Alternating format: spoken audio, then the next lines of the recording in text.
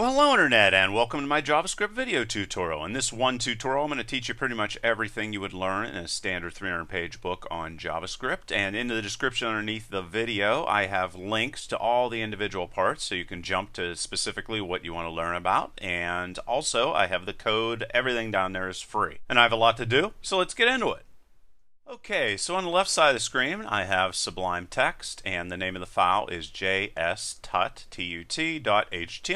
and I wrote a little bit of styling inside here and kept this all in one page just to keep everything very simple. And on the right side of the screen, I have Google Chrome running. Also, down here in the bottom of the screen, I have a little tool that's going to allow me to go in there and check my code. And you can open that up just by going over here and clicking on View, and then Developer, and then JavaScript Console, and that will open up the JavaScript console. Alright, so first thing I'm going to cover here is how we can import some JavaScript code directly in here and use that. Very simple. All we're going to do is come in and type script, and then source is equal to, and then let's say that I have a JavaScript file called jstut, and now what I'll be able to do is come in here and import any of the functions that are inside of this file inside of here and run them and keep my code and my screen overall very, very clean. So there that is. Now what I want to do is come in here and actually show you how you can interact with the user. So what I'm going to do is I'm going to create a paragraph tag, and I'm going to give it an ID of say hello like this. And this is sort of going to be an overview of a whole bunch of different things that we will then cover in more detail later on. Then I'm going to open up another script tag. Don't need any of this stuff right here. Then inside of it, first thing I'm going to do is I'm going to create a variable that is going to store a name, and how I'm going to get the data to store inside of that variable is by opening a prompt on the screen. Now, this isn't something you would do all the time, but this is just a neat little example. Like I said, I'll give you more details as it comes up. And this is just going to open up a little prompt on the screen and of course ask them, what is your name? And then what I'm going to do is verify that they actually provided me a name. And what I'm saying here is if the name is not equal to null, null being empty. So I'm saying if they actually gave me a name, then I want to do something. What I want to do is I want to take the name and put a little message right here inside of my paragraph tags. To do so, I'm going to go document, and I need to get a hold of that element. And how I'm going to get a hold of that element is go get element by ID. And of course the ID for this guy is say hello, just like it says right there. And then I want to put this inside of the HTML tags. To do that, you go enter HTML, and then I'm going to say something like hello space, and to concatenate or to combine the strings, I'm going to put a plus sign inside of there, and then I'm going to put your name. Now what I'm going to do is provide another condition, else if they did have a value of null for your name, which means that they didn't give me a name, I want to do something different. What I'm going to do here is open up an alert pop-up that says please enter a name next time. And there we go, got that all set up. Now if we save that, jump over here and reload our page, you're going to see right here it says what is your name. I'm going to say Derek, and I'm going to click on OK, and you're going to see over here it pops up inside of my paragraph tag, hello Derek. So pretty simple example, but it gives you an overview of a bunch of different things. So now let's jump over and talk a little bit more about variables. Now your variables are not going to be able to start with a number or contain spaces, but they can of course contain letters, numbers, underscores, or dollar signs. And remember, they are case sensitive, so if you have a variable named your name like that, it's going to be different than a variable called your name with a lowercase values. And as you just saw, you create these variables by just saying var, and then you give them a name, and then you assign a value to them. And it doesn't really matter what the data type is. We can come in here and go my age and assign that a value of 40, and we don't need to tell it what type of data type it is. It automatically figures that out itself. And also, because variables don't have a defined type, we can then come in here and do something like my name, exactly the same as above, where I have the string Derek. I can come in here and go and give it a value of 100, for example, and that's not going to cause an error. That's a quick overview of variables because they're pretty simple. So now let's take a little bit closer look at math functions. Now document write is going to allow us to write out to the browser right over here. And I can just come in here and let's do a little bit of math. We'll say something like 5 plus 4 is equal to, and then what we're going to be able to do is come in here and perform a calculation directly inside of our write function. And then if I want to put a new line inside of here, I would just go and throw a break statement in exactly like that. Why don't we also come in here and do another document write just to show you some different things that might cause errors. Let's say instead I would come in here and decide that I wanted to concatenate these guys by putting a plus sign inside of there. You might think that this guy right here is going to give me exactly the same value as this guy right here. Well, why don't we save it and reload and see if that's true? Well, we want to first come in here and throw in a script tag, of course, and then let's save that and reload it and see if that's true. Well, you can see right here that it isn't true. Why is that? Well, the reason why is right here where we use the comma, that is going to treat this as a mathematical function, while here where we have a plus, remember we can concatenate strings together, that's a concatenation operator, that instead is going to combine all these as if 5 and 4 were strings. So that's a common thing that throws some people, and now you understand it and you won't have a problem with it. Of course, we're also going to be able to come in here and perform all of the common mathematical operations. We'll be able to come in, for example, and do some subtraction on this, and some multiplication, and some division, as well as modulus, which is going to give us the remainder of a division. And you can see all the different mathematical calculations we can perform that are built into JavaScript. Another thing that's important to understand is that there is a standard way to store numbers inside of JavaScript. So let's say we wanted to come in here and figure out what the maximum number we could hold inside of here would be. We're just going to do this, and we'll say something like max num, and to get the maximum number we can store inside of here, we would just go number and then max value. And we can also get the minimum value, so we might as well take a look at that. And you can see right there the maximum value that we could store inside of our JavaScript code, as well as the minimum value we could store inside of there. Now, when we talk about minimums and maximums, you might think, well, those are going to be 100% accurate, that large. Nah, not really. Basically, let's come in here and let's perform a precision test, and know that a number can only be precise up to 16 digits of precision, as you're going to see right here. So here we go, I have a value inside of here, and then what I'm going to do is I'm going to add to this to see how the precision works out for us. So we'll save that, and you can see that this perfectly works fine. You can see these values add up to 2 and so forth and so on. But what would happen if we would come in here and say add another 0 and add another 0, file save, reload, and now you can see that everything gets a little bit messed up. So just understand that at any time you go over 16 digits of precision with your decimal values, that things are going to get messed up. And this isn't anything that's specific to JavaScript. This is true of pretty much every programming language. Another thing we want to do here is round some values. So say we have a customer that has a balance at our store, and we want to come in here and we want to print out that value, and we also want to verify or make sure that it comes out to 2 decimal places. Well, let's say that we want to set up something like a monthly payment for this customer so they can pay off their balance. Again, we're going to put a comma inside of there, and we're going to take their balance and we're going to divide that by 12, since it's going to be 12 months until they pay that off. If we then want to round this to 2 decimal places, we just go 2 fixed and then put a 2 inside of there like that. And you can see right there, to pay off that balance in 1 year, they would have to pay $130.32 per month. If you took the 2 fixed out of here, let's go and do that just so you can see what that looks like. You're going to see that it doesn't come out to 2 decimal places. So 2 fixed is another way for us to work or filter our numbers so that they make sense on the screen. Go and create another variable called rand number and give it a value of 5. There's all kinds of different shortcut ways we can work with our different values to perform common operations. Like, for example, let's say that we wanted to take random number and increment it by 1. We could just go plus plus like this, but be aware there's 2 different ways that we can increment, and I'm going to show you both of them right now so that you won't be confused by them. And the other way to do said thing is to come in here and throw the plus plus before the random number. And basically what this is going to do is the guy above is going to come in here and print this out to the screen and then increment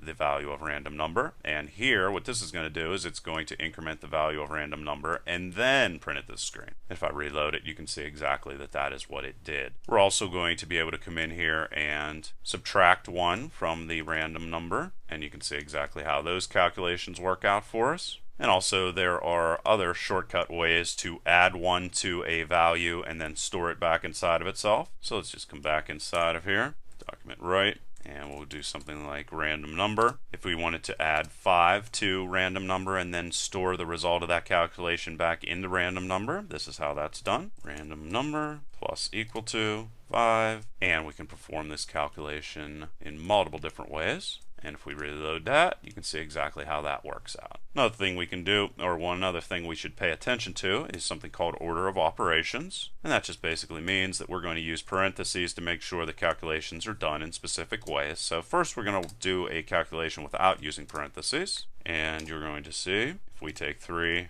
plus 2 times 5, that is going to provide us with different results than if we went in here and went 3 plus 2 and surround 3 plus 2 with parentheses, as well as right here, because normal order of operations says that we should multiply 2 times 5 and then add that to 3, but since we put the parentheses here, it's going to first add these, then multiply that times 5. And you can see there how that differs. Now there are numerous different properties and methods built into math libraries inside of JavaScript, so let's take a look at a couple of those. We would just access them, like let's say we wanted to get the value of the numerical constant e. What we would do is just do exactly what you see right here, and we could also come in and do the same thing with pi, two numbers that are built inside of JavaScript.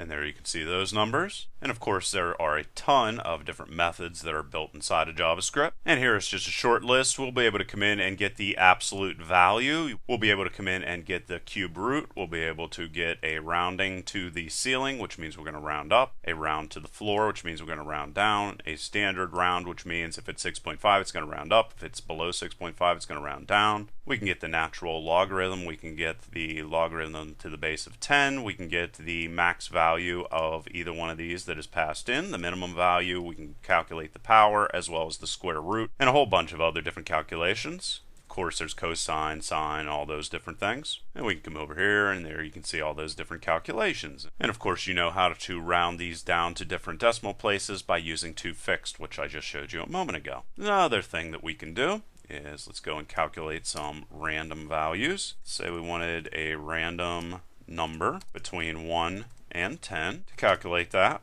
we would first, we're going to have to round it. So we're going to go math floor, and then what I'm going to do is I'm going to call math and call the random function. Now if I want to get a value up to 10, I'm going to multiply this times 10, and then if I want to start at 1, by default it's going to start at 0. I'm going to add 1 to it like that. And if I reload this, you can see that it came out with a value of 3. And if I reload it multiple times, you'll see it's going to give us multiple different random values. And there we are. Another thing that's important to know is how to convert strings into numbers. And to convert a string into a number, we would just type in number like that, and then throw in an actual string value or a reference to a variable that contains a number or whatever you want inside of there. And that will convert a string into a number. Likewise, if we would want to come in here and convert a string into an int, we would then come in and go parse int, change this to 5, and then likewise we could do the same thing with a floating point number by instead typing in parse float.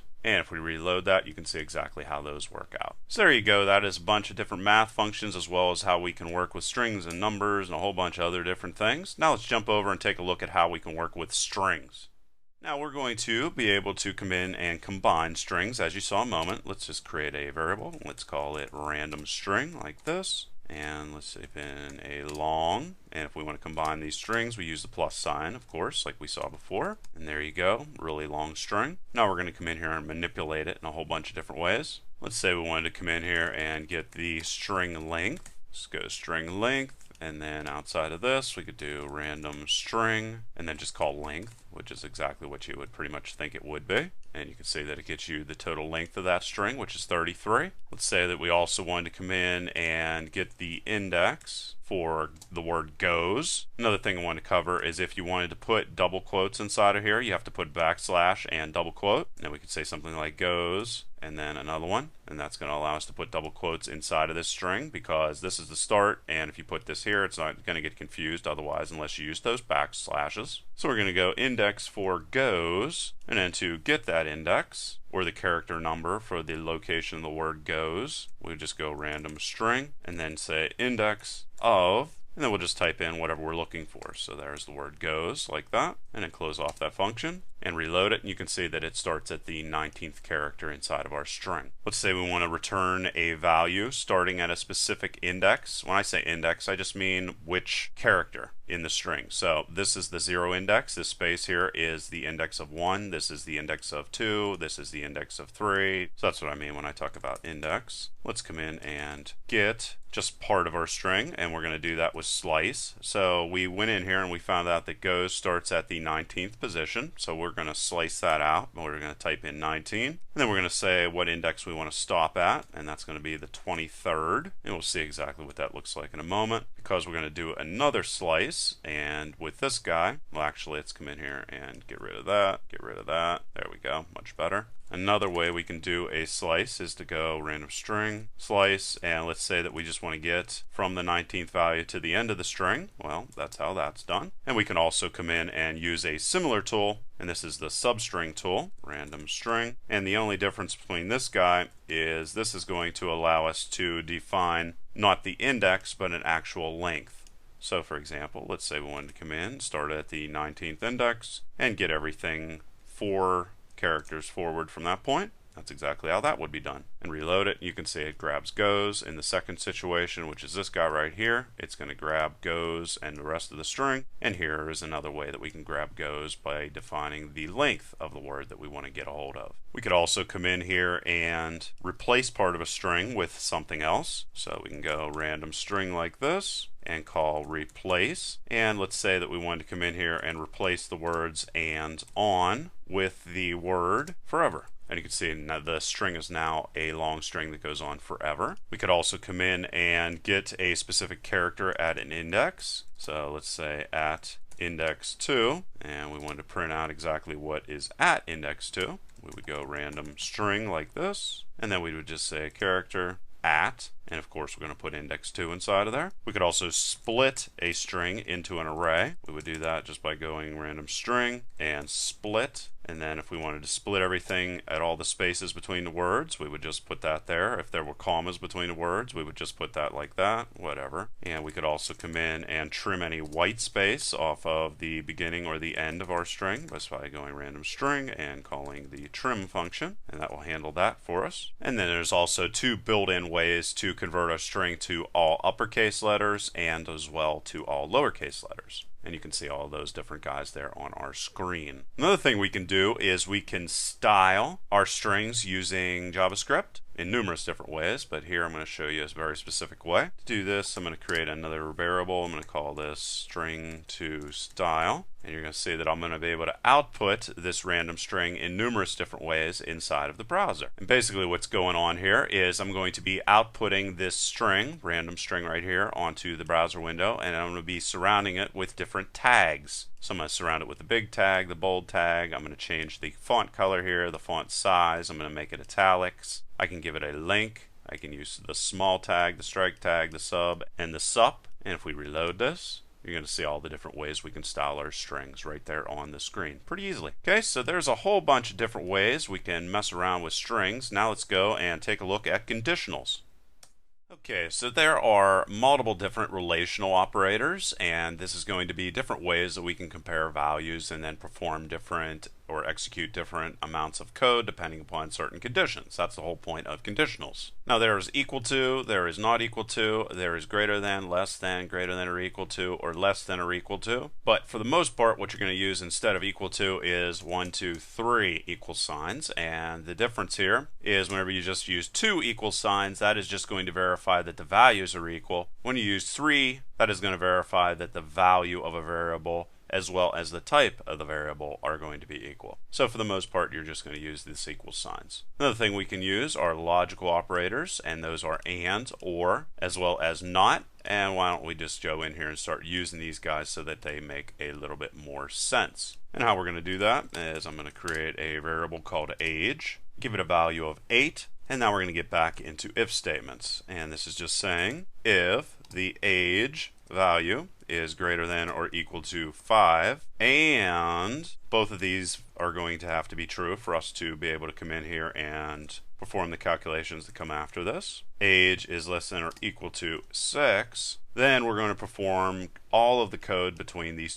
two curly brackets that we have right here. And what we're going to do in this situation is say go to kindergarten, else, and here we're going to throw in another condition. If age is greater than 18, then we're going to execute different code. And in this situation, we're going to say go to college. And then as a final condition, which is going to always be true if the first two conditions are false, we're going to say else, and we're going to say go to grade. And then let's perform a calculation inside of here, and we're just going to take the age minus 5. And now what we'll be able to do is reload this, and you're going to see go to grade 3 pops up. If we would then come in and change this to 5, we could reload and see the go to kindergarten pops up, and so forth and so on. Just to demonstrate the other different logical operators, we could also come in here, and if we give a value of true or false, this is going to show you how that works. What OR is going to do is return a true if either this value over here or this value over here is true. Let's also take a look at exactly what not does. What not does is just converts whatever this guy is into the opposite. So it's going to convert the trues into falses and the falses into trues. We'll just go not true like that. And why don't we come in here and demonstrate the different ways that equals works inside of JavaScript, because this confuses a couple people. So here what we're going to do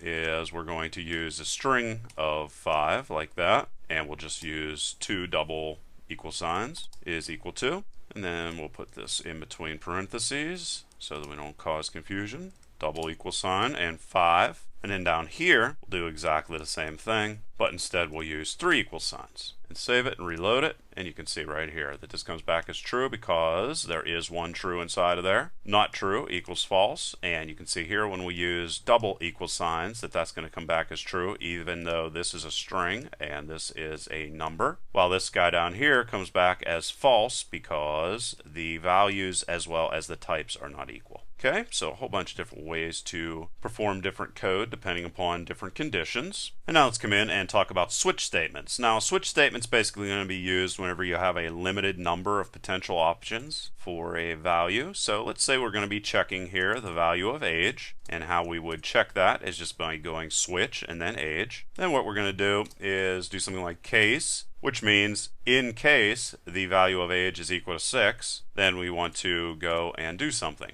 And in this situation, what we would do is come in here and say something like go to kindergarten. Then if we wanted to jump outside of the break statement or switch statement, which means we no longer want to check any other values, we would type in break right like that. Another thing we could do is we could check 2 potential values. So we could say if age is equal to 5 or 6, then we want to execute this code. And of course we could come in here and do as many of these as we would like. So we'll say something like case 7, and in this situation we'll say something like go to first grade, and then end that with break. And then finally, after we go through all the potential possible values for age, if we wanted to perform a default calculation, if nothing else matches, we would just type in default like this, document right, and then we could just tell them something like subtract 5 from your age or something like that. And if we execute this, you can see right there that go to kindergarten pops up. Another way to perform different conditions is something called the ternary operator, and basically the way it operates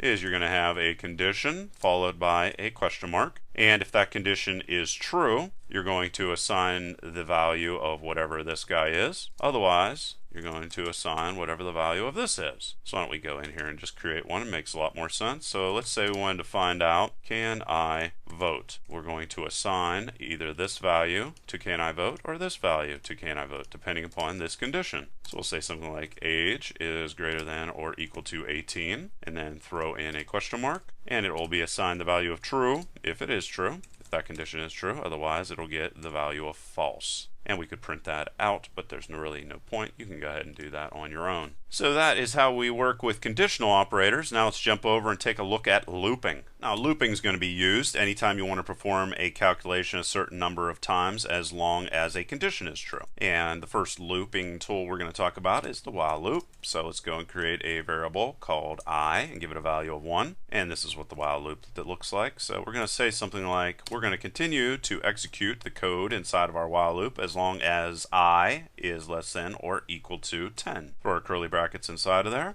And in this situation, we're going to come in and we're just going to print the value of I. And then we're going to increment the value of I. And there we are. And you can see right there it prints out the values 1 through 10. One thing that's going to differentiate our while loop from our other loops is you have to create this value that is going to increment as long as the loop continues to cycle. And of course you're going to have to find some way to increment that, otherwise you're going to get what's called an infinite loop. Another similar type of looping structure is the do while loop, and you're going to use that anytime you must go through a loop at least once.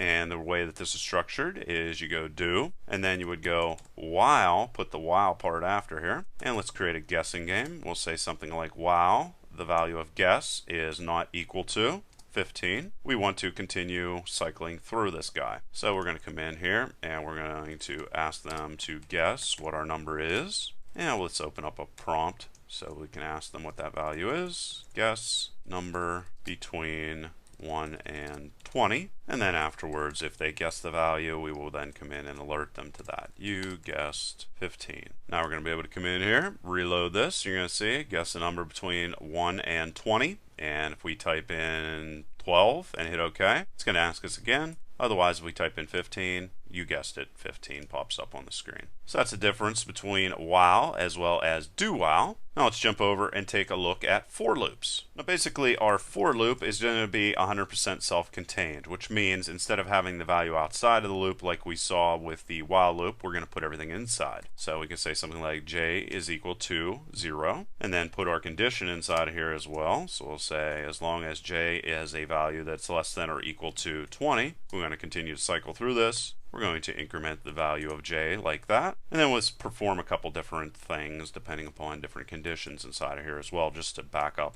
and review how conditions work. So we'll say something like if j, the value of j, modulus 2 is equal to 0, then we want to perform different calculations, and basically what this is going to allow us to do is check if the value of j is an even number or not, because a modulus of 2 is going to come back as 0 if it's even, and if it is, we want to continue the loop. Basically what continue means is we want to stop executing everything else that follows in the for loop, jump up here, increment the value of j, and then continue on with the looping structure. There's another way we can stop execution for a for loop. We could do this with while loops and do whiles as well. We could come in and say if j is equal to 15, for example, then we want to break out of the looping structure altogether. What that says is we want to jump completely out of here and perform whatever execution comes down here after the for loop. Otherwise, we're going to come in here and just print out the values of j. And if we execute this guy, you're going to see that it only prints out our odd numbers like this.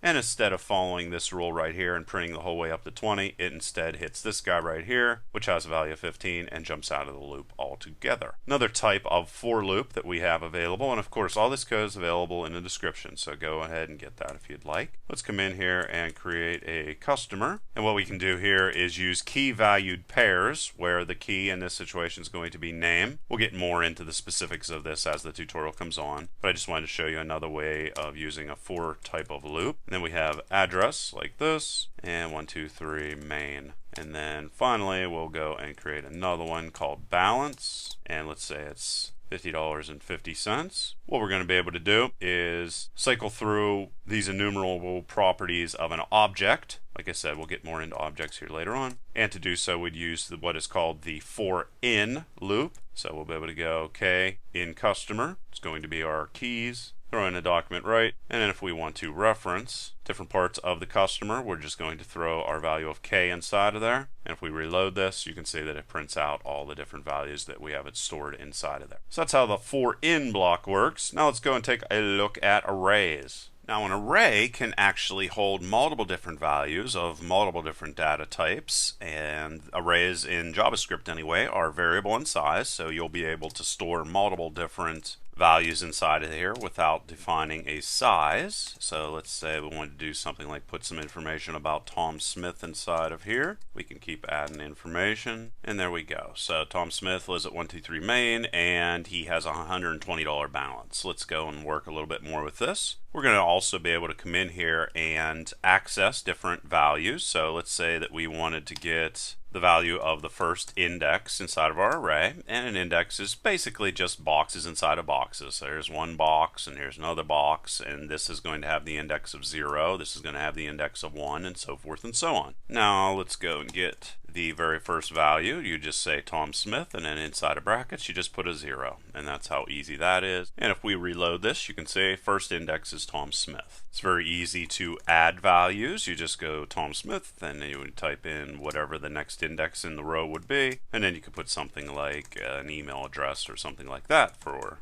our array. You can also overwrite values. So let's come in here again, Tom Smith. And in this situation, what we want to do is overwrite index 2 and fit everything else after index 2 without overwriting. So you're going to see exactly what I mean here, and we're going to do that with a tool called splice. So I'm going to override index 2. And then I'm going to put 1 inside of there, which means I only want to override one thing. So it said start at index 2 and override index 2, or one thing. And then it'll make everything else fit inside of there. And then I can come in and throw a whole bunch of different data pieces inside of here. So let's say I wanted to put Pittsburgh and PA inside of there. I could also come in here and delete the 4th index with splice. So we'll just go splice again, and we'll say 4 and 1. And once again, this is going to represent the index we want to delete, and the 1 here says we only want to delete one thing. So that's how that works. We can also come in here and convert this array into a string, actually in 2 different ways. So we can just go array like this, and then to convert it into a string, we would just go Tom Smith again, and we could say value of, or we could use the toString method of doing this. So this could be either toString or value of, does the same thing, converts an array into a string. And also let's come in and convert an array into a string using a separator. So let's just go array again, and here what we're going to do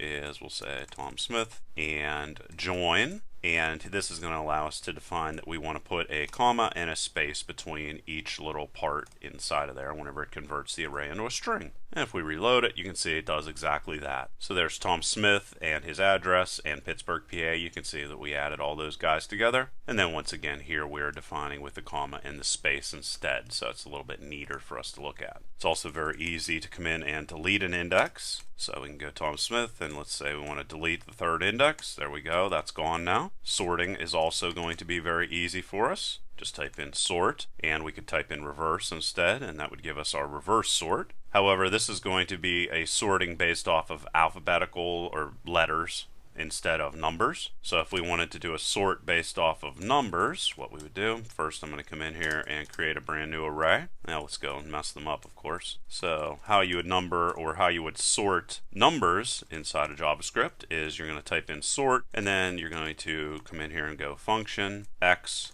y, and then you go return x minus y. And there's some math that goes into this calculation, but basically it's just saying it's going to be starting with sorting from 1 and then proceeding up with every value that comes thereafter. If you wanted to instead sort in descending order, you would put the y here and the x here, and this is just defining how these values are going to be compared to each other. So this is descending sorting, and this is ascending sorting, and that's just for numbers. And let's just output this just so you can see exactly what this looks like. So number array like that, and then just to show you the other way of converting the array into a string, we'll go numbers, and then we'll go toString. And if we reload it, you can see that it did indeed come in there and sort those properly. Now for some reason, if you'd like to come in here and combine these 2 different arrays together, you can just go var, and let's call this combined array. And to combine the numbers array with the Tom Smith array, we would just go concat or concatenate, which is the same thing as joining. And then throw Tom Smith in there, and there you go. Now they are combined. You could also come in, let's say you then wanted to remove the last item from the Tom Smith array. You could do so by just going pop, and that's going to remove just the last item. You also would be able to add items to the end, and to do that, you just go Tom Smith and push, and then let's throw some things on here like telephone number or something, and that would push those items onto the end of our array. You could come in and delete just the first item by using shift, and you could also come in and add items to the first index or the very beginning of the array with unshift. and then let's say we wanted to put Tom Smith in there again or whatever. Now we'll be able to come in here and cycle through all these items. I'm just going to use a for loop here, and we can go I is equal to 0, and while I is less than, and we wanted to do Tom Smith, and then we can go length like that. Cycle through it as long as there are kind of items that we can work with. We want to increment that, and then we can come in and print that information out. So we'll say Tom Smith and throw the value of I in there, which is incrementing, and if we reload it, you can see everything pops up there on our screen. So there you go, guys. That's a whole bunch about how to use arrays inside of JavaScript. Now let's jump over and take a look at functions. Now, functions are going to allow you to eliminate repetitive code as well as provide for code reuse, so you can reuse code over and over again. And to define one, you just say function, and I'm going to create one here that's actually kind of useful. I'm going to define a function that's going to check if a value is inside of an array or not, and I'm going to call it inArray.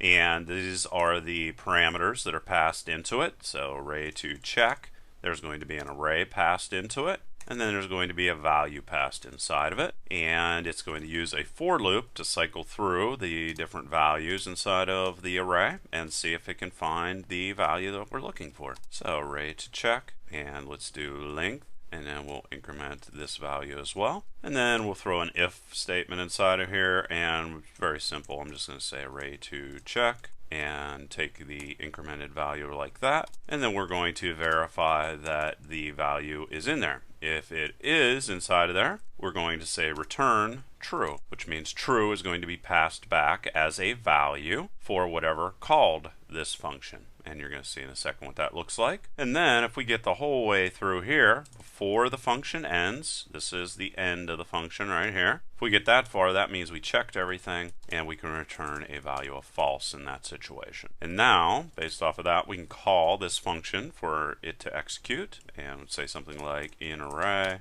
And then to call or execute the function, we would just go inArray like this. Pass in the random array. Actually, let's create the random array first. So variable rand array. So random array is passed inside of there, and then let's see if we want to check to see if the value of 4 is inside of there or not. And if we reload it, you can see that that comes back as true. However, if we would come back and put a 6 inside of there, you can see that comes back as false.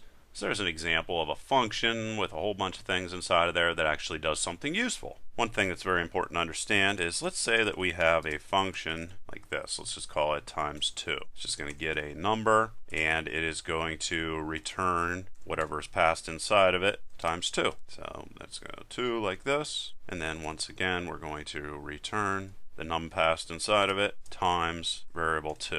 There's good reason why I went inside of here and defined this right here rather than just typing 2 inside of there. I want to talk about something called a local variable. Now we have var2 right here. Let's see what happens if we try to print var2 out on our screen. So that should be pretty easy, right? So we'll go var2 like this, and we'll save that and reload it. Up, you can see nothing came back, and you can see down here in the console, var is not defined. var2, this guy right here, is what is called a local variable, which means it lives inside of this function. It doesn't live or exist anywhere outside of that function. So just be aware of, if you define something inside of a function, that doesn't necessarily mean it can be accessed outside of that function. Another thing that is useful is we will be able to pass functions inside as a parameter. So let's just create another one of these guys. Let's call this times 3 in this situation. Again, it's going to receive a value like this, and then it's going to return whatever was passed inside of it times 3 like this. Now what we're going to be able to do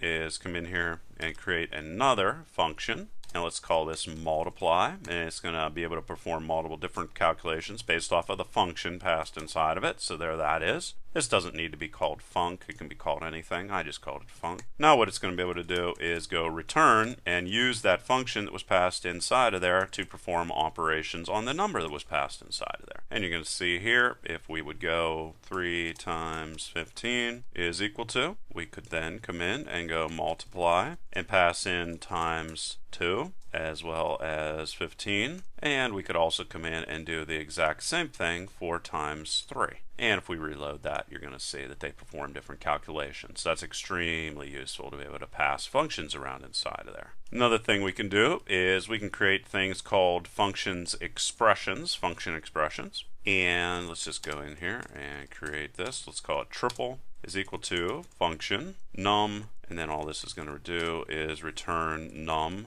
times 3. What this is simply doing is assigning the function to the variable. What's really cool about this is you'd actually be able to take this function right here and store it inside an array. So you could have an array of functions that you could cycle through and perform different operations with, which is really kind of neat. So for example, let's come down here and let's use this again. Let's just paste this inside of there, and you could say that let's just change this to 45 is equal to multiply, and then here we'll change this to triple and pass 45 inside of there. And much like this other calculation we performed, you can see that we can perform that calculation as well. Another thing we can do is we could actually return, let's just keep this all on the same page, we could actually receive a variable number of arguments into our function, so we have no idea how many arguments are getting passed in, and we'll be able to still work with them. We don't put any parameters inside of there in this situation. Let's create a variable called sum, give it a value of 0 to start off. Now we're going to create a for loop, and we can go while I is equal to 0 to start out, and we're going to cycle through as long as we have arguments to work with. And to access the arguments that are passed into getSum, we have no idea how long they are, but we can go arguments get length like this and find out, and we'll be able to cycle through all those different guys as long as they exist. And we could do something like sum plus is equal to,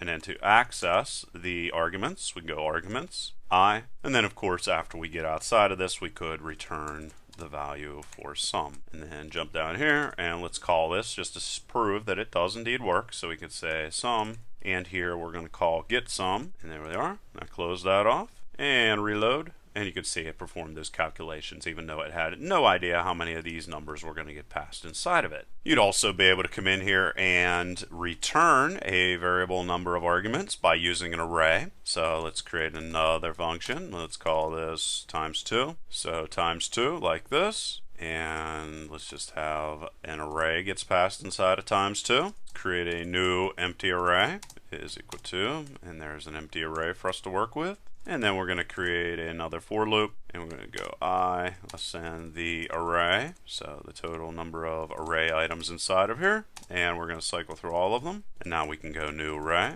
and push on to the end of my array, all of those different values on there, times 2, and then of course after we're done we can return the array. Now we'll be able to go document write, and we'll say something like array doubled, and now we'll be able to come in and go times 2, and then we can pass an array variable name or whatever we want. I'm just going to keep this simple, and let's say we want to convert it into a string so we can print it out on the screen. You'll be able to see it nice, and reload it, and you can see that it went and doubled every single item in that array and printed it out on the screen. And the final thing I'm going to talk about are recursive functions. And a recursive function is just a function that calls itself, and the best example of this is calculating factorial. So a number is going to be passed inside of this guy, and to calculate a factorial, what we're going to do is we're going to say if num that's passed inside of it is less than or equal to 1, we're going to return a value of 1 from that guy. Otherwise, I have to go else. We are going to return number times, and we're going to call the function factorial again for number minus 1. And that's going to allow us to be able to perform factorial calculations. So we could say something like factorial of 4, and then call factorial and pass in the value of 4 for this. So I'm going to show you exactly how this is working here in one moment. And if we reload it, you can see the factorial of 4 is equal to 24, and you can see right here exactly how that is going to operate. So the very first time it goes through the factorial function, right like this, it's going to have a value of 4. That value of 4 is going to end up being right here for the num, and then it's going to have factorial of 3 is going to be passed in because this is 4 minus 1. And this is going to continue on and on and on right up until the point in which the factorial of 1 is passed in. Then it's going to sort of climb back upside the ladder. So it got to the end. It's not going to call a factorial function again, and every factorial function has to have a way out. That's the way out right there. So you can see right here, 2 times 1 is going to give me a value of 2. This 2 right here is going to go up here. Then we're going to have that multiplied times 3 to get a value of 6. That 6 is going to jump up here, which is going to be multiplied times the original number passed in, called 4. and that's going to give us our final value. So there is a whole bunch of ways to work with functions inside of JavaScript. Now I'm going to talk about event handling. Okay, so I'm going to cover a lot about event handling because that's very, very important. So we're going to create a function here, and I'm just going to call this open alert, and I'm going to do some inline JavaScript, and then we'll call some functions and do all kinds of other different things. And this alert is going to get a message, and it's going to open up that message in an alert. And if you want to get access to all of the different events you could find, here is a link to that, and I'll of course have that in the description so you'll be able to jump over there and look at all the different events, but I'm going to show you a ton of them in this tutorial. So let's say that we wanted to come in here and we'll create a link, and this link is going to call some JavaScript code to execute. What you're going to want to do is first off go JavaScript and :void and 0 like this, and then we're going to say on click. So whenever they click on this link, we want to call our alert function and have it execute. So this is a way of calling outside JavaScript for it to execute, and I'll show you some inline Java as well. So let's just say hello like this, and then we'll come in and close that off. And of course we want this outside of our script tag, so let's throw it down here, and you can see say hello is right here. If we click on it, an alert pops up that says hello. Okay, so that's one way to execute code from inside of here. And you can also see here that if we do not have this guy inside of here and we reload it and click on hello, what it's going to do is if you were farther down inside of the page and you clicked on that, it's going to reload the page. So one way to keep it from reloading the page is to put JavaScript void inside of there. That keeps everything nice and it won't have the page jumping all over the place. So now what we can do is we could also come in and do another one of these guys. So let's just copy this. And in this situation, what I'm going to do is I'm going to call this function that I have up inside of this script and have it execute instead. So I'm going to have on click again, but in this situation, I'm going to call open alert, which is the name of my function. And here I'll say something a little bit different like hi, and we can have this just be say something. And if we reload that, you're going to see say something pops up. We click on that, it's going to say hi, how are you, like that. And if we click on say hello, it's still going to open up hello. So here we are calling or performing some inline JavaScript, and here we are actually calling our function, and you can see exactly how that operates. Now let's come in here and do a little bit more advanced stuff. So what I'm going to do here is show you a whole bunch of different ways of handling events. We can perform different operations on mouse over, and that just means that they put the mouse over top of this link and we want to do something. Well, one of the things we want to do is, let's say we want to change the style of this link. We can change the style right like this. We can change it to red, for example. Whenever they put the mouse over it, it's going to change it to red. We could also have an event trigger whenever the mouse moves off of my link, and to do that you call on mouse out, and whenever they take the mouse off of there, I'm going to say I want to change the style color again, but this time make sure you keep all of these little periods inside of here. Let's say in this situation I want to change the color to blue. We could also perform a different action if they double click on our link. Do this, and in that situation let's say we want to change the text, and I'm going to put single quotes inside of here so it doesn't get confused, and double quotes close that off. And then we could do an on mouse down, which means they pressed and held down on the mouse on top of our link. And this one's going to be text again, keep it simple, close that off. And then also on mouse up equal to, and then we can say this text, and then that'll close that off. And then let's just give this a name like make me red and reload it. And you can see when I put the mouse over it, it turns red. Whenever I pull off of it, it turns blue. If I double click on it, you can see it's going and popping a little message up here. You double click me. You can't really see it because of this. Here you can see when I press down on it, don't press too hard, pops up, and whenever I take it off, it says thank you. So a whole bunch of other different things we can work with. Now let's go and mess around with some inputs and see exactly how we can mess with those. So we'll go input type is equal to text, and we can say something like on change event. There's another event. In the situation in which there is a change in my input element, I'm going to create a new variable, and I'm going to call it data entered. And if I want to get the value that was entered, I can go document dot get element by ID, and then I just tell it whatever the ID of the element that I want to pull the text from is, and that's random input. And then if I want to actually get the value that is inside of there, I just say value. I like that. Then before I close off those double quotes, I could go alert, and I could do something like user typed. And then if I wanted to output what they typed, I could go data entered, and let's spell data entered right. And then we could close that off and put a semicolon inside of there and reload it. And you can see right here, there is the input, and I could say hello, whatever you. There it is. And it's been changed, and the onChange event triggers whenever I leave, and you can see right there it says user typed hello you. It's another way to get information and events and how to work with these different HTML elements. You could also mess around with some ways of finding out what keys that they clicked on the keyboard. So let's create a form here and the action and have it just go nowhere because we're just playing around here. And I can go ID, and let's make the name of this sample form like that, and then inside of it let's throw some input boxes,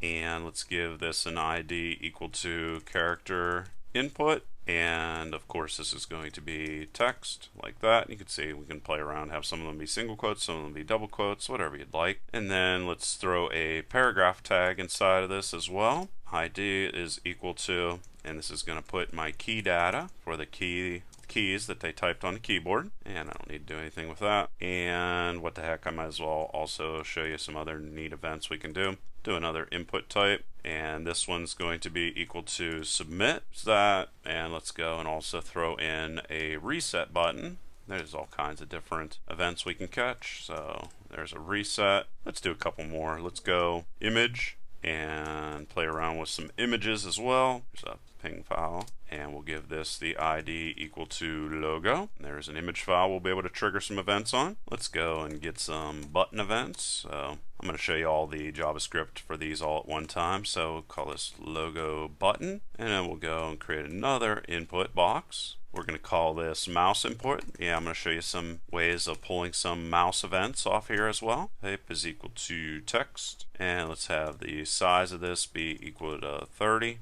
And I'm also going to show you the mouse X and Y positions so we can track how they change. So throw another input box inside of there, and then we'll also show the mouse Y position on the screen. So as the mouse moves around on the screen, these are going to be updated. And then what we're going to do is let's go and open up another script window here underneath of it. It's always a good idea to keep your script code underneath of the HTML. And we'll just create this, and let's make this stuff actually work. So I'm going to create a function here first, and it's called getCharacter, and it's going to catch an event that we're going to be able to do some things with. And we're going to assign some different events to trigger this getCharacter function right here. What we want to do here first is we want to call event which like this, and this is going to return the key or the mouse button that was clicked. And that's what event which returns. So we want to verify that if this function is called, that is not equal to null, which means it has no value. And if it does, we're going to return string, and then we're going to call from character code and get the key code that they clicked on. And this is going to be here for Internet Explorer. Else if event.which is not equal to 0 and event character code is not equal to 0. In that situation, we want to return string, and we're going to call from character code again, except in this situation we're going to call event which, and this is going to work for all the other browsers.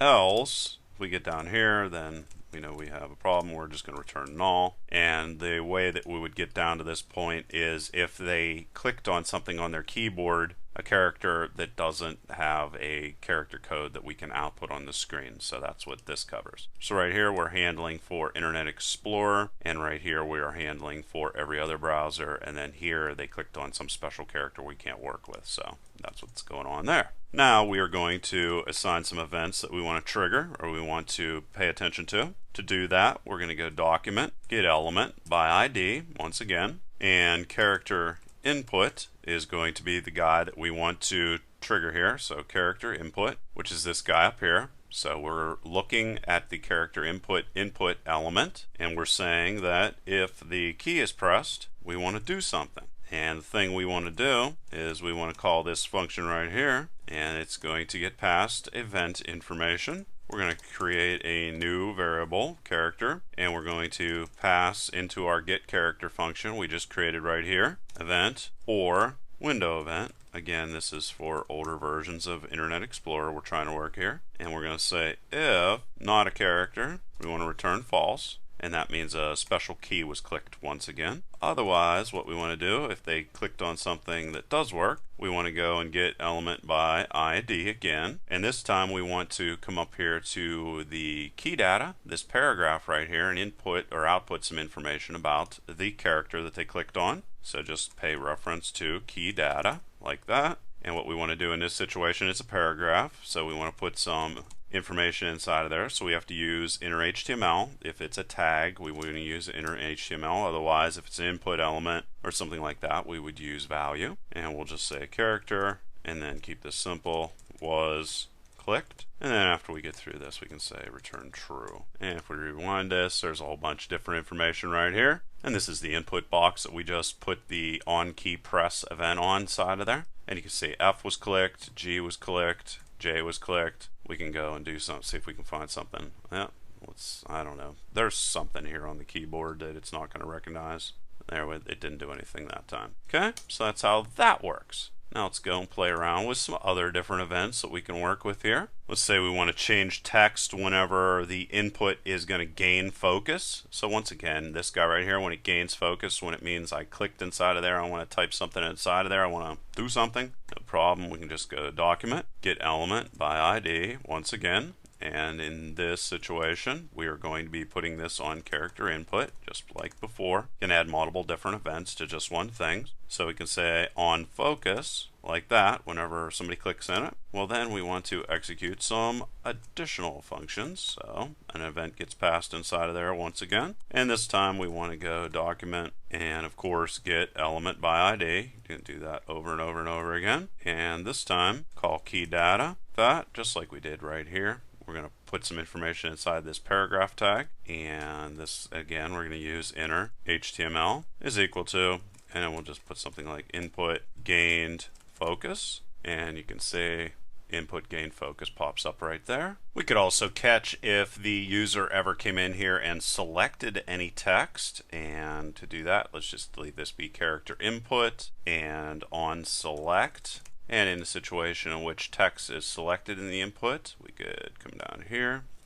And again, this is going to update the little paragraph we have there. And we could say something like text selected and reload that. And we can just type some text in there. You can see how that's working. And then like this, text selected. There's a whole bunch of different events. Let's play around with our logo here and have it do a couple different things. Again, pretty much exactly the same thing, except this time we're going to target that, and it is called logo button, and we're going to say on click. So when our logo button is clicked on, this guy right here, we can go and get our logo, and we can go up here. You can see right here where I have show. I have it defined that it's going to display, and then I'm going to have another one that's going to hide the logo. So just a little bit of CSS inside of there. So if I want to assign that class name to it, just go class name is equal to, and you can also come in here and do it this way, and equal to, and have it be show, and that means we're going to have to go and make it disappear. Show you how to do that. Let's come in again, and this time we're going to target our logo, which has the ID of logo, and we're going to say on mouse over. We want to do something. Let's have it go and change a couple different things. So like this, and get element, and we're going to target the logo in this situation, and we're going to change the source on this. So source is equal to, and then I'm going to of course have to have a different version of the logo to bring inside of there, but I have another version of the logo that is going to be horizontal position, so it's going to switch from horizontal to vertical whenever you put the mouse over top of it. And then also I can have another thing. Let's target mouse input, this. And in this situation, it's an input we're going to be changing. So I have to change that from inner HTML to value. And then we could say something like mouse over image. So we can display that and make sure we go in here and put ping inside of there. That caused a little bit of a bug. Reload. And now you can see it jumped from horizontal to vertical. And we can go get logo, see what that does. Doesn't do anything yet. Let's go and add a couple more events here. Let's just copy this, and let's say whenever they take the mouse off, that it's going to switch back to the way that it was. So again, mouse out instead of over. And here we'll change our logo back to its original form, which is just ntt logo.ping. And mouse input again, and value, and then we'll say something like mouse left image. Reload it. And now we can switch it back and forth, and you can also see this is changing down here. Let's go and also make this disappear whenever the image is clicked on. So let's go and get this, throw that inside of there, change this to hidden. Remember the CSS that I had there? Sorry, I'm bouncing around a little bit and doing this out of my head. So now whenever they go and click on let's make it the logo itself. That's going to make the logo disappear. Logo disappeared, get logo, logo comes back. Now let's go set it up so that whenever the mouse moves around on our document, that it's going to automatically update the mouse X and mouse Y input text boxes we have here. So to do that, we go document, and then we'll go body, and we're looking for another event called on mouse move, and we'll call function. Let's make this E just to keep it simple. Then we're going to have to do some things here for Internet Explorer. E equal to E or window event. Now what we're going to want to do is get the page X and page Y positions, which are going to be the mouse positions relative to the HTML document. So we'll go page X is equal to E.page X, and then we'll also go variable and create the same thing for page Y is equal to E.page Y. And we're going to verify that page X is equal to undefined. In that situation, what we're going to do is go page X is equal to E client X plus document body. Not something you have to memorize by any stretch of the imagination. This is something that you would use. It's an algorithm you would use if you want to track mouse positions. And then you just go document element dot scroll left, and then you're going to do the same thing to calculate the page Y positions. Page Y, sort of crazy stuff you need to do to make sure it works on every browser. And then here, this is going to be scroll top, and then this is going to be scroll top as well. And after you have all of those calculated, then you're going to go document, get element by ID, and here we'll go mouse X, which is the guy that I want to target. And then I specifically want to change the value for that because it's an input element to the value of page X, which we just calculated. And then we'll do exactly the same thing for the Y position. So we'll change this to Y, and we'll change this to Y. And then to close off this function, put a semicolon here at the end. And you can see right here, as I move the mouse around, the X and Y positions are changing right there. Okay, so another interesting thing we can track. Another thing we could do is clear all of our inputs down here.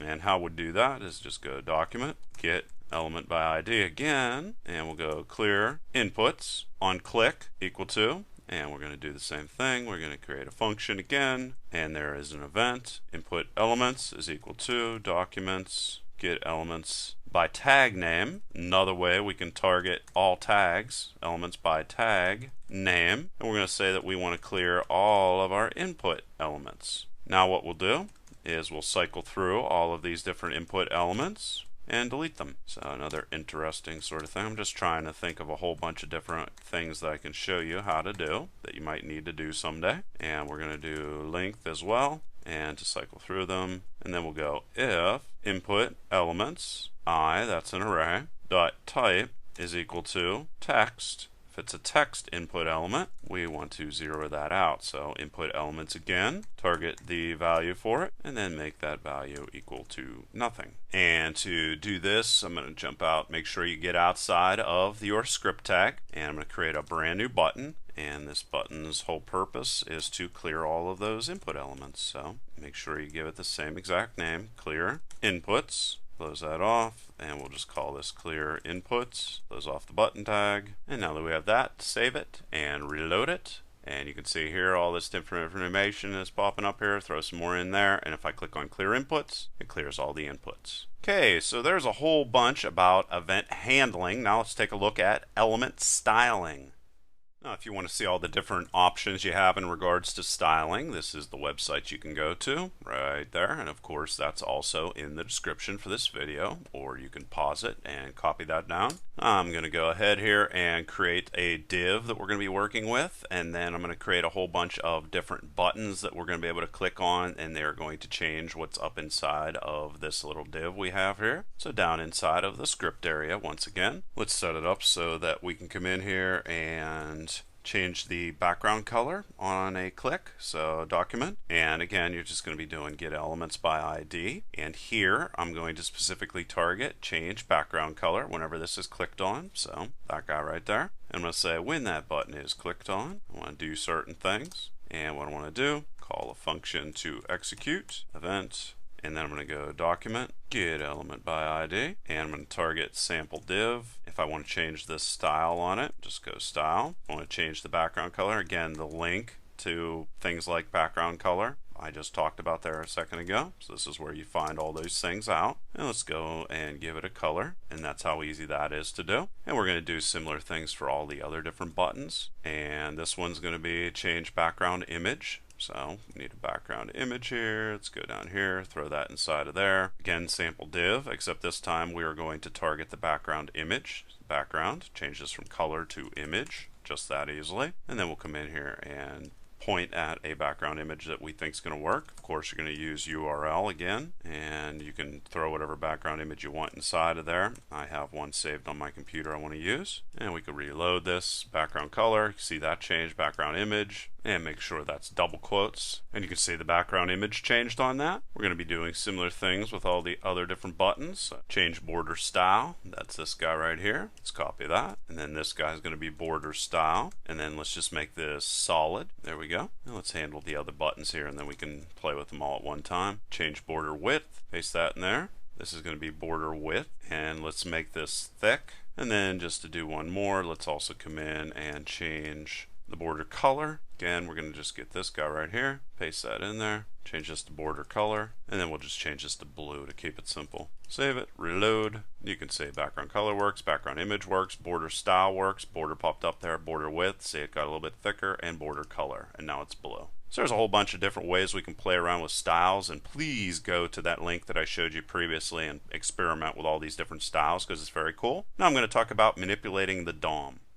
Okay, and by talking about manipulating the DOM, what I mean is I'm going to take these divs and all of these other different elements as you see right here. I went and just copy and pasted them in there, and I'm going to show you how to target those in new and interesting ways and manipulate them and so forth and so on. So you can see I just have a div, I have an image, I have a whole bunch of paragraphs, and I have a whole bunch of buttons here, and I'm going to go in and target those different things and make things happen. So we're going to be doing it in much the same way, document and write in this situation. First thing I want to talk about is how to get the current web page that we're on, and I'll put that on the screen. Of course, we'd be able to do other things. So let's say current, we would just type in window, location, and href, and there we go. We'll be able to get the current URL, and let's go into a couple other things that are similar to this. We could also come in here and get the current host, and we just change this guy right here to host name, and likewise we could get the current path, and for that we would just come in here and change this to path name. And if we reload this, you're going to see all those different things that we threw inside of here, but then you're also going to see the current URL, the current host, and the current path. I'm using a file on my system, so that's the reason why you don't see host right here, but that's the way that would work. Now let's go in and let's take a look at how we can change a site on a button click. We could of course have a change of site using multiple different other actions or events, but I'm going to use a button click right now. So I'm going to point at the button called Go to Google, and I'm going to say on click. As you can guess, pretty much everything is using those same events that I've already covered. And in here, what I'm going to do is call a function, and it's going to get an event passed to it. And then I'm going to do window.location.hreference, and we can change the hreference. Just make sure you put the HTTP inside of there. And now whenever you click on that guy, it's automatically going to jump you over to Google. Let's go and create a couple more things here. I could save that. Go to Google, and you're going to see it's going to take me to Google as it did right there. We can also come in and let's say we want to go forward a page. You're going to be doing the same thing. Document, get element by ID like this, and let's target forward page, which is the ID for that little button there. Going to do pretty much the same thing. On click equal to, and then we'll just call function again, pass in the event, open up our curly brackets, and then we'll just say history and forward. And that will allow us to jump backwards and forwards through history. And also we're going to be able to go in here and also jump back. And you can probably guess exactly how that's going to work. We're just going to change this to back. And then we're going to get this button right here, which is named back page. And we'll just paste that in there instead of forward page. Another thing we could do is we can jump multiple different places through history, which is the browser history where the user has been. And how we would do that if we wanted to jump backwards through history is we would go history.go and -2 if we wanted to jump backwards 2 places in history, and if we wanted to go forward 2 places in history, we just change that to 2. Let's go and also talk about reloading the page. We can do pretty much the same thing here. Let's just say whenever they click the guy called reload, then we want to come over and leave all this be exactly the same, except for this guy right here, we're going to change this to window.location.reload, and that's going to reload the browser, throw true inside of there. And if we come in here and rewind this, you can already have gone over how to go to Google. We can go forward a page, we can go back a page, and then you could jump on reload and it's going to reload the page. So there's a whole bunch of different things we can do with the browser. It's kind of cool. Go and do a couple more things here. Now what I'm going to focus in on is actually grabbing elements and styling them. So let's say that I wanted to get all of the paragraph elements that I have on my page. I'm going to store those inside of an array. What I'm going to do is go get elements by tag name. That's going to give me every single whatever I put inside of here, and I'm going to say paragraph in this situation. So those are all stored in an array. Now if I'd want to come in here and style one of these paragraphs that's stored inside of here, like let's say the second one, I could go background color like this and give it a color like that and reload, and you're going to see that the background color changed for that guy, but it didn't change for the other paragraphs. You can see where the paragraphs are. So there's a paragraph here and there's a paragraph there. And there's another paragraph right there. So you can see how those are styled and how we can target them and grab them and throw them in arrays and do all kinds of other things. Now let's say we want to target the HTML of a document. So we'll go document dot, and here I'm going to use child nodes. So I'm going to grab the second child node on our page and change the background color for this as well and reload it, and you can see everything colored itself. And the reason why is I basically targeted the HTML tag, which is going to be the first child on that or on the document as a whole. We can also go and get even more specific with grabbing these child nodes. Like let's say we wanted to change the color of the first child in our sample div 2, this guy right here, this whole entire div. How would we do that? Well, we could go sample div 2 first off and go document dot get element by ID and then throw in samp div 2. And now what we'll be able to do is go samp div 2 child nodes, and let's say we want to grab the first child. We'll just go 0 inside of there and then style, and let's just change the background color again because that's worked for us in the past. And here we'll just go F and reload it, and you can see that that got selected there as well. And if we look over here at what we selected, you can see that we selected the very first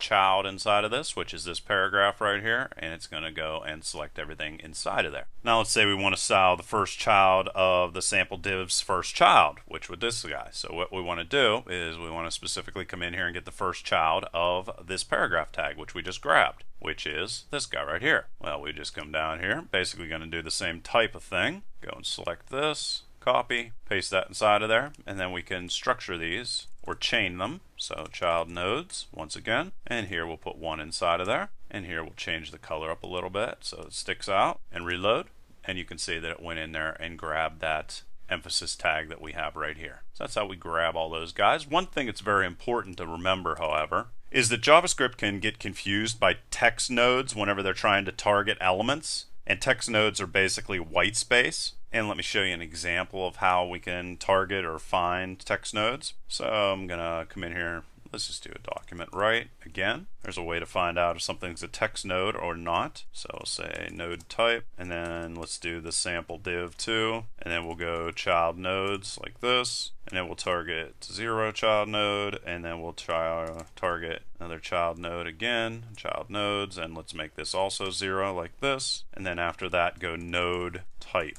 And if we do that and reload it, it's going to tell us that this is a type 3 node, the first child of sample div as well as the first child of that one. And this is also telling us that this is a text node. Now if you go and try to style a text node, you're not going to be able to do it, which is going to give you an error. Now there's different ways that you're going to be able to handle this. If it comes back as 1, that means it's a non-text node, just so you know that. But there's different ways you can handle this. Basically, in your HTML, you can come in and eliminate all the different text nodes inside of here, which is going to be done either through deleting all of the white space or by using a minimizer, or you can just simply use child nodes. So there's a downfall in that if you go in and delete all the white space and get rid of all the text nodes, you're going to be able to do things like last child and know that it's going to work well on every single browser. Another one would be first child, but I personally just would prefer to come in and just use these node types or to target things using IDs. You can do it either way, just understand that you're going to have to eliminate white space or use a minimizer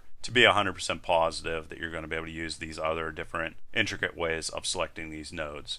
And I personally find I'm not really losing out on anything by just using child nodes to select everything or by just putting IDs on all my elements and selecting them that way. Another thing we can do is let's just copy this, paste this inside of here. We can get a node name. So we'll just go node name. And let's leave this B00 and all this other different stuff, except change this to node name like that. Reload the screen, and you can see right there it comes back as a text node. However, let's go and get one of the guys that we know works, like this one right here, and 1. So leave that B0, change this to 1, and if we do that, you can see that it comes back as EM. So there's different ways to go in and target and grab all those different guys, and it's just something to think about in regards to how browsers are able to parse through your HTML and how you can work with it and try to avoid errors. Another thing we can do is come in here and change element attributes. So let's target our logo. I'm going to call this entity logo 2 equal to,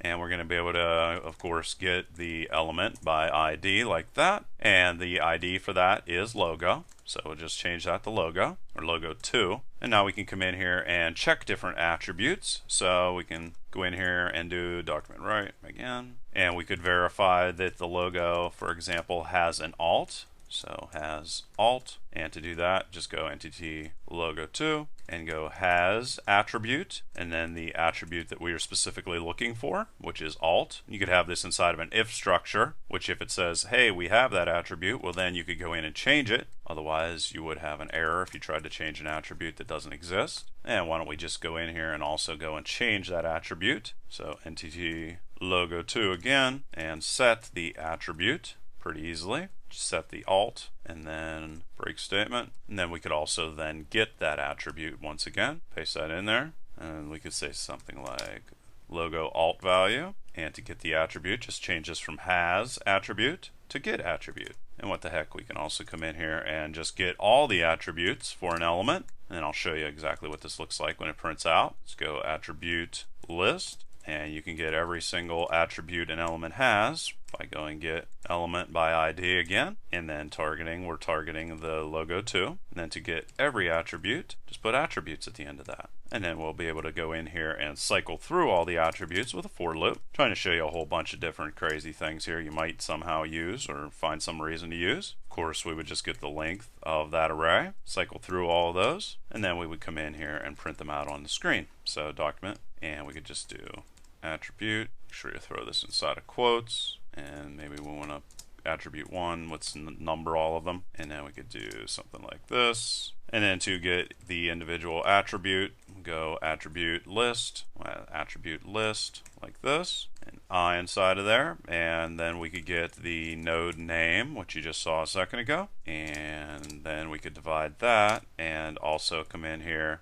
attribute list, I, and then in this situation we could say node value. Alright, I did a whole bunch of things. Let's see what the result is. You can see right here, does the logo have an alt? Comes back as true. and let's go and see the logo. There's the logo. You can see it does have an alt. Logo alt value doesn't come back here in this situation. And the reason why is I went through a break statement inside of there. Sorry about that. Let's say entity logo 2, like that. Now it's going to show a value. You can see there it is. And then we cycled through every single attribute that was there and checked whether they were defined or not. And it didn't show any of those because this needs to be uppercase.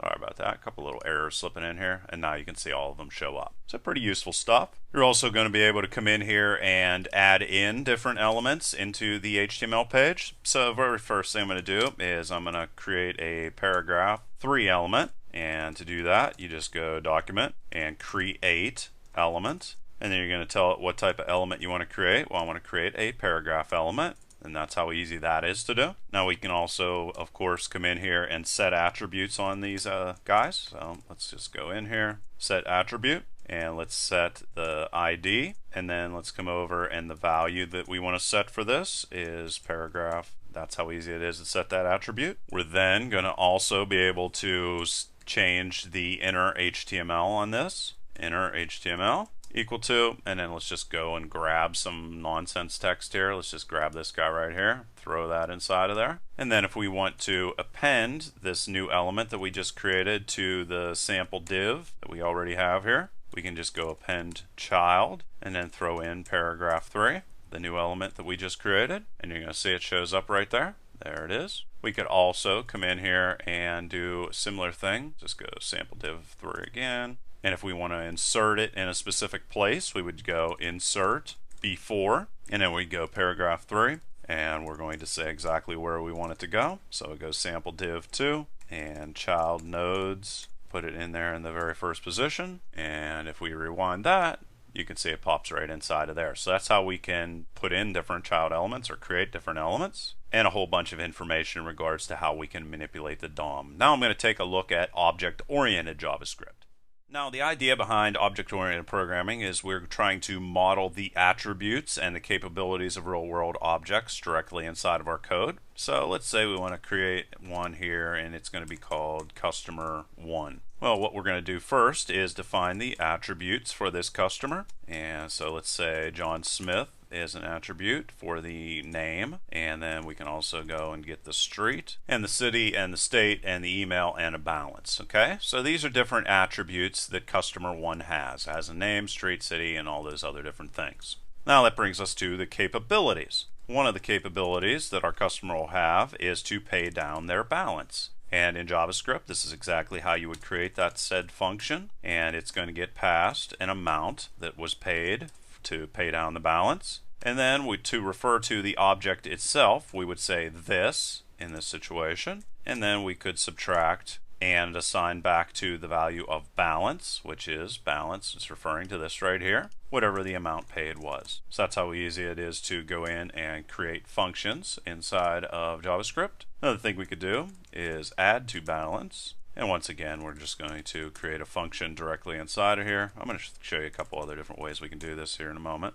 And in this situation, we'll do the absolute opposite, which means the balance, and let's add to the balance whatever the amount charged was that was passed into that. So that's how we define the attributes for our objects, as well as how we would define the capabilities or functions for our object. And you just want to make sure you separate all those with a comma. And then finally, after the object has been completely defined, put a semicolon after the curly bracket. Now we're going to be able to come in here and actually get the values that are stored inside of here. So let's just document right again, and we'll say something like that we want to get the customer name. And to get the customer name, we just refer to the object. So it's customer 1, like we have there, and a dot and name. And just like that, we can go and output that value on our screen. We can also come in and change a value just by going customer 1 again, and street like this, equal to, and let's just say he moved to 215 Main Street. There you go. You just change that value. And if we wanted to go in here and print out the street, of course, we would just go and put street inside of here instead of name. We're also going to be able to come in and add properties to this. So let's say we wanted to add a new one. Well, we'll just type in our new one, which is going to be country in this situation. Say US, and then print that out on the screen. And of course, just refer to country. And we can also come in and delete different attributes. We'll just go customer 1, just refer to our object. and to whatever property we want to delete. Another thing we can do, I showed you this previously before when we were covering for loops. You could also be able to come in through here and cycle through all the different properties for our objects using the for in block, and we just say the object we want to work with, and then we could say something like if customer 1 has property, has own property, like that, well then we want to print it out on screen. So we'll go document right, and whatever the property is, and reload it, and you can see right there customer name and all that information, and then we cycled through all the different properties that are available for our object and printed those out on the screen.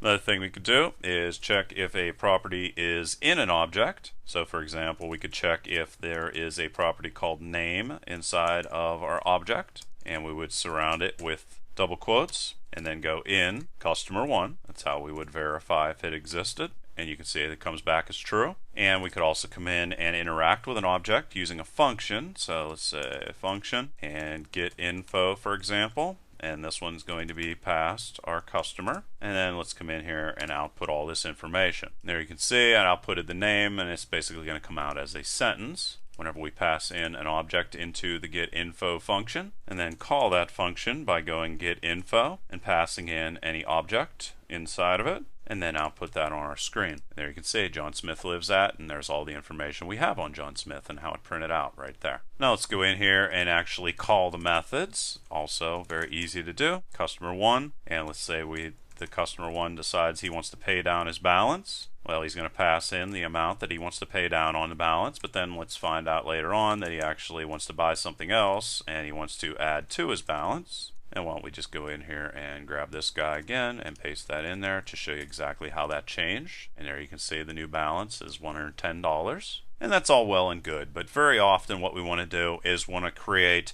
generic objects so that we can create many different objects rather than just deal with one object over and over again. Well, how we're going to be able to do that is with what is called an object constructor. And how you create one, you want to give your object a name, and it's normally going to be uppercase letters. And you're just going to define everything that's going to be passed inside of this object whenever it's created. So there you go. There's all the different things that we're going to need to create our custom customer object. Then we're just going to go this name, which refers to this object's name, and then we'll do exactly the same thing for all of the other different attributes or elements inside of here. You can see instead of being separated with commas, these are ending with a semicolon. We're also going to be able to come in here and create functions for this guy. So pay down balance, just like we had before, is equal to, and we're going to say function amount paid is going to be passed inside of it, and it's going to do the same exact thing. It's just going to change the balance for this, the amount paid, and then we're going to do exactly the same thing. Well, make sure you put a semicolon at the end of this. Then we're going to do exactly the same thing for adding to the balance. So add to balance, and then change this to amount charged. And then here we'll just go and do an addition in amount charged, and there we go. So that's how we would create an object constructor. Now to create a customized object, we're just going to go variable, and let's just call this customer 2. We're going to go new, and we're going to call the name of the object we want to create. And then we'll just put all that information inside of there for our new customized customer object and put a semicolon at the end of it. And if we want to call the function for customer 2, we could do something like add to balance and go $15.50. And it's going to work in exactly the same way. And we're going to be able to call and output information for this customer object just like we did with the previous customer object. Now let's say that we wanted to have what are normally referred to as a static variable for our object, which is going to be a variable that's going to have a value that is going to be shared between every single object that is ever created for the customer type. How we would create that is by creating what is called a shared prototype property. So we could do something like, let's say we have all of these different customers that have been created, and just on a whim we want to give them the ability to use credit or to make a charge on account or hold a balance or whatever you want to call it. Well, we're going to go prototype, and then we're going to define whatever this shared value would be. So is credit available? And we're going to say that all of these customers have credit available by default. And then on one line, if we wanted to remove credit from all of them, we would just type in false, and then that would remain true. But let's give them all credit right now.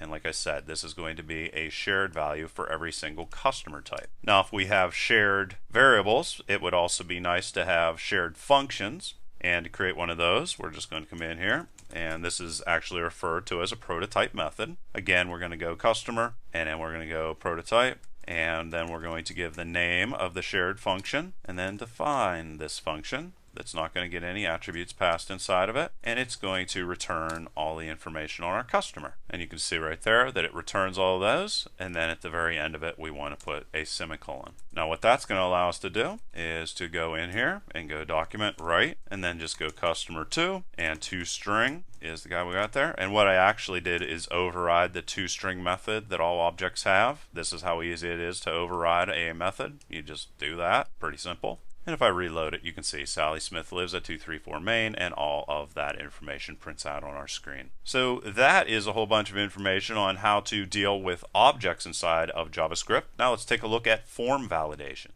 Now what I'm going to do is I'm going to throw a whole bunch of inputs inside of here, and I'm going to validate whether they are good information or not good information. So I'm going to create a div here first off. Then inside of this div, I'm going to say something like enter your name, and then I'm going to go in here and create an input box. Let's give us a little bit of room because I'm going to make this a little bit complicated so that you learn some information here. I'm going to give this the ID equal to name. Let's go and give it name also. This of course is going to be a text input. Let's go and give it a size of 30 columns. And then what I'm going to do is I'm going to say on blur, which means when they leave the input box, I want something to happen. You can leave it like that, or you can leave it like this, or you can do whatever you'd like. I'm going to say I want to call a function called isTheField empty, and I'm going to verify whether this field is empty or not. I'm going to pass in the element itself, the input element, using this in this situation.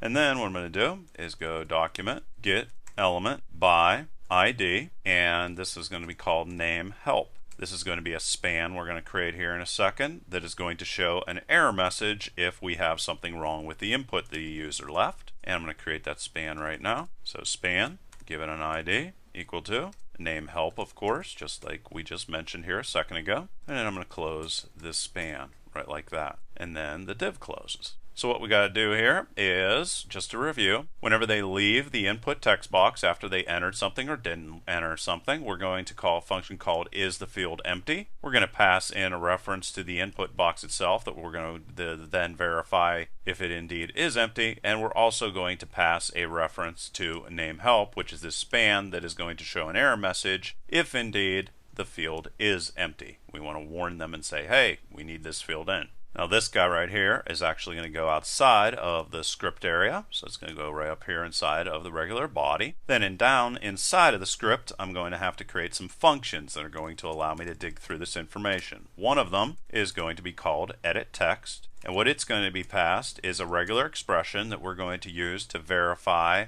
information in these different fields. And I'm sorry, but I can't go through regular expressions in this tutorial. It's just too much. I've already covered regular expressions already, and there's a regular expression tutorial on my YouTube channel, a couple of them actually, and there we go. So what the edit text is going to get passed is a regular expression to check, to verify that the information is valid. So is it a valid email address? Is it a valid telephone number? Whatever. It's also going to be passed whatever they typed into or didn't type into this input box up here. It's going to be passed the ID for this little helper span here, which is where we're going to put an error message if we need to. And it's also going to be passed a message that we would put inside of here.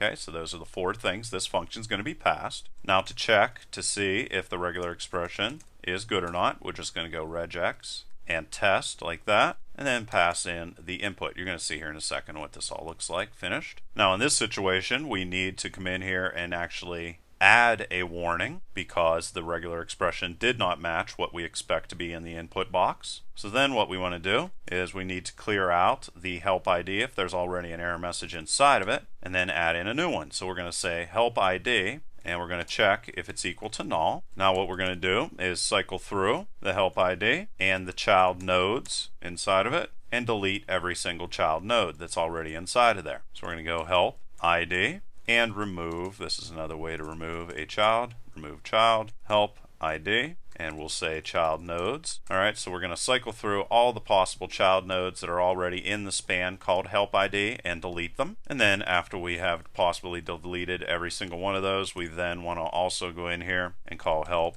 ID and append a new child message. And we're going to go document, create a new node, create text node, and pass in whatever the message is that they wanted us to display on the screen.